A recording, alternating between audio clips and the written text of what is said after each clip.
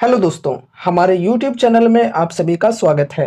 तो दोस्तों, आज की इस वीडियो में हम SBFC फाइनेंस स्टॉक को डिस्कस करने वाले हैं। कुछ टाइम पहले इस स्टॉक के अंदर हमें लगभग 20% की एक बेहतरीन तेजी देखने को मिली थी इकरा की रेटिंग के वजह से, और स्टॉक ने 106 का रिकॉर्ड हाई भी बनाया था उस वक्त।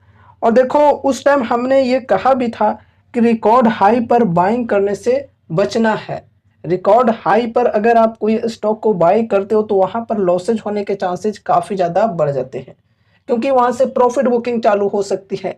लेकिन फिर भी अगर किसी ने हाई के लेवल्स पर बाइंग किया होगा तो यहाँ पर अभी अगर होल्ड कर रहे होंगे तो उनको काफ़ी लॉसेज हो रहे होंगे, 11-12% के लॉसेज हो रहे होंगे।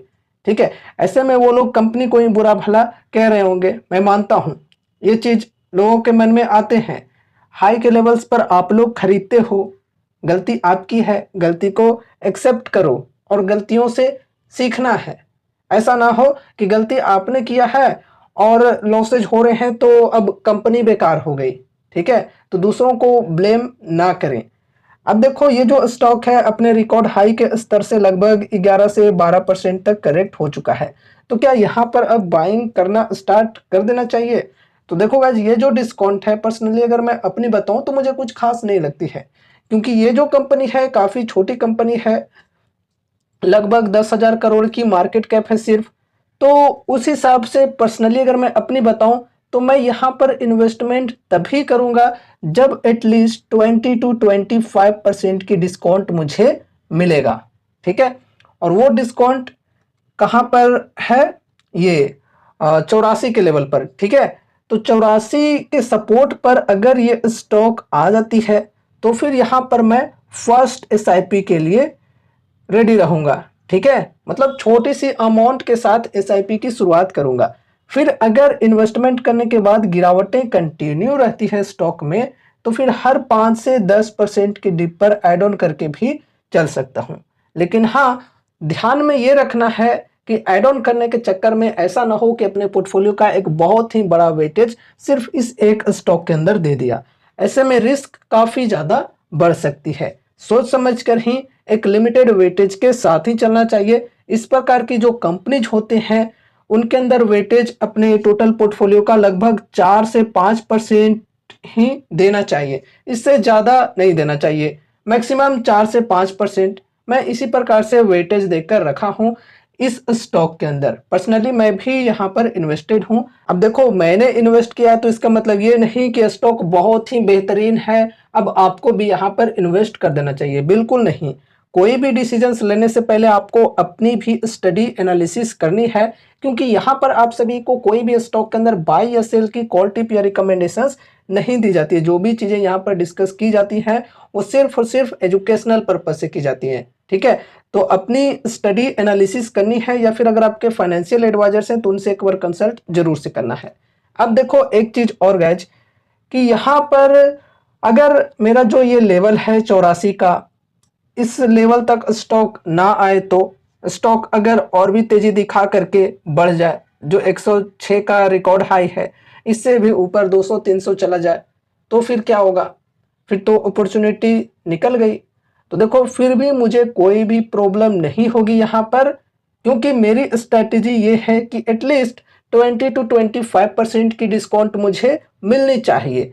अब वो प्राइस यहाँ पर चाहे 100 रुपये से 20% की डिस्काउंट हो या फिर 200 रुपये से 20% की डिस्काउंट हो, तो मेरे लिए मायने रखता है डिस्काउंट। ठीक है, सिर्फ प्राइस को देख करके अगर आप कोई स्टॉक के अंदर इन्वेस्टमेंट की सोचते हो तो फिर काफ़ी लॉसेज होने के चांसेज हो सकते हैं। ठीक है, इसलिए सिर्फ प्राइस को देखकर नहीं चलना है, परसेंटेज देखना है। ठीक है, कि कैसे डिस्काउंट के परसेंटेज है। सिर्फ अगर प्राइस को देखकर चलते हो कि यार 100 रुपये का प्राइस हो गया है, अगर अभी बाइंग नहीं किया तो 200 हो जाएगा, यही तो सोचकर यहाँ पर हाई के लेवल्स पर बाइंग किया था। ठीक है, तो इस प्रकार से सोच नहीं रखनी चाहिए। जैसा कि अभी मैंने बोला कि ये जो प्राइस है ये 200 तक भी चला जाता है और वहां से भी अगर मुझे 20 से 25% की डिस्काउंट मिल जाती है तो वो प्राइस भी मेरे लिए सही होगी। ठीक है, तो इस प्रकार की स्ट्रेटेजी के साथ मैं कोई स्टॉक के अंदर इन्वेस्टमेंट करता हूं। बाकी दोस्तों यहाँ पर अगर हम वैल्यूएशन की बात करें तो स्टॉक पी है फिलहाल 37.5 की, इंडस्ट्री पी 23.2 की है।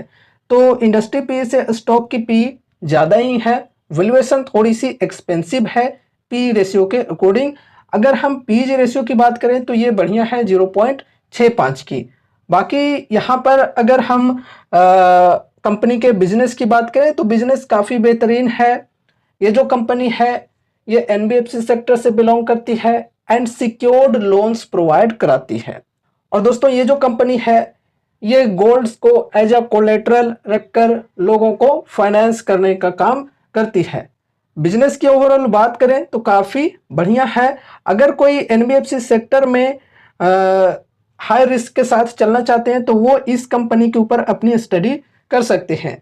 साथ ही साथ एक और हमने स्मॉल कैप कंपनी की फुल एनालिसिस वीडियो किए हैं आज ही के दिन, जिसका नाम है अरमान फाइनेंशियल सर्विसेज। आप चाहो तो उसके ऊपर भी अपनी स्टडी कर सकते हो और उस स्टॉक की फुल एनालिसिस वीडियो आप देख सकते हो, हमारे चैनल पर आज पब्लिश की गई है। ठीक है, अब देखो अगर आप एनबीएफसी सेक्टर में लो रिस्क के साथ चलना चाहते हो, मतलब अगर आप ज़्यादा रिस्क नहीं लेना चाहते हो तो आप Bajaj finance, Cholamandalam finance, Bajaj housing finance, इस प्रकार की कंपनीज के साथ चल सकते हो। ठीक है, अब दोस्तों देखो Q2 जो हमारा है ये एंड हो गया है आज के दिन। अब कंपनी की Q2 के अर्निंग्स आएंगे। Q2 में देखते हैं परफॉर्मेंस कैसी रहती है।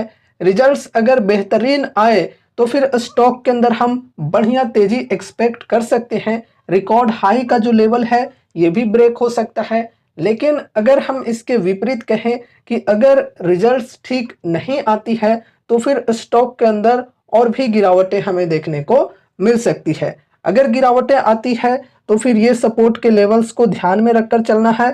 फर्स्ट ऑफ ऑल तो यहाँ पर ये है 92.5 का सपोर्ट एंड उसके बाद है यहाँ पर 84 का सपोर्ट, फिर 80 एंड उसके बाद 72.5 का सपोर्ट। ठीक है, तो ये सपोर्ट के लेवल्स को ध्यान में रखकर चलना है। फिर रेजिस्टेंस है लगभग 98 की एंड उसके बाद रिकॉर्ड हाई जो कि है 106 की। ठीक है, तो दोस्तों ये रही हमारी आज की वीडियो एसबीएफसी फाइनेंस स्टॉक से रिलेटेड। उम्मीद है कि इस वीडियो के माध्यम से आपको कुछ यूजफुल इन्फॉर्मेशन मिले होंगे। तो वीडियो को लाइक करके चैनल को सब्सक्राइब कर देना और मिलते हैं अगले नए वीडियोज के साथ। तब तक के लिए बाय बाय।